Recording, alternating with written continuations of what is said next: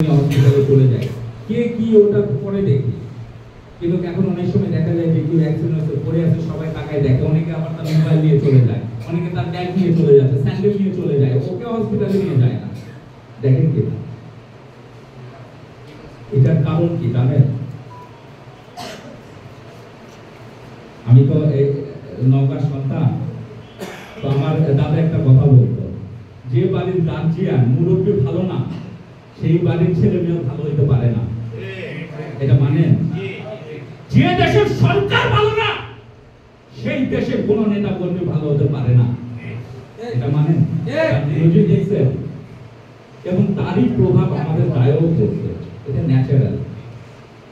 আমাদের এটা বলে যে সৎ সঙ্গ স্বর্গবাস, অসৎ সঙ্গ সর্বনাশ, একটা কথা আছে। তো আমার বাবা মা বলতো যে ভীষণ ভালো জায়গায় থাকতে হবে, ভালো খেতে হবে, ভালো করতে হবে, যতটুকু আছে ততটুকু নিয়ে হ্যাপি থাকতে হবে। অন্যের কিছু দেখে হিংসা করা যাবে না, অন্যের কিছু দেখে লোভ করা যাবে না। কিন্তু এখানে আমরা এই 17 বছর দেখেছি, যে ছেলেটা শিক্ষিত, পাস করে আসছে, মাস্টার্স কমপ্লিট করছে, সে কিছু করতে পারছে না, কোন রকম চাকরি করে এটা ওটা করে টিকে আছে। আর একজন মূর্খ অশিক্ষিত বাসের ড্রাইভার, হেল্পার, সে কোটি টাকা ইনকাম করছে। আমরা দেখছি না এটা?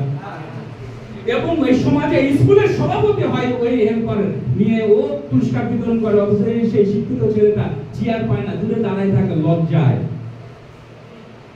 আমি দেখেছি তো, আমার এলাকায় দেখেছি, আমার গ্রামে নওগাঁ সদরের মতো জায়গায় আমি দেখেছি, অশিক্ষিত মূর্খ ছেলে স্কুলে প্রধান অতিথি হিসেবে পুরস্কার দিচ্ছে, আর শিক্ষিত লোকজন মুক্তিযোদ্ধা ওরা দাঁড়ায় আছে। আমার লজ্জায় আমি দেখার পরে আর ওটা কি করিনি, সেই কথা তখন বলতেও পারিনি, সেই কথা বলতেও পারিনি। আমি নাম বলে আপনারা চিনবেন, কারণ না বললে ওখানে আমার পাশে থাকাটা মুশকিল হয়ে যাবে, আমার বাবা মার প্রবলেম হয়ে যাবে। তাদের অলরেডি আমার বাবা মা থাকে, এটা নিয়ে অনেক আলোচনা হয়ে গেছে, আমি কথা বলতে পারি। এটা কি কারণ হয়েছে? আমরা কেউ কথা বলি না। কেন বলি না?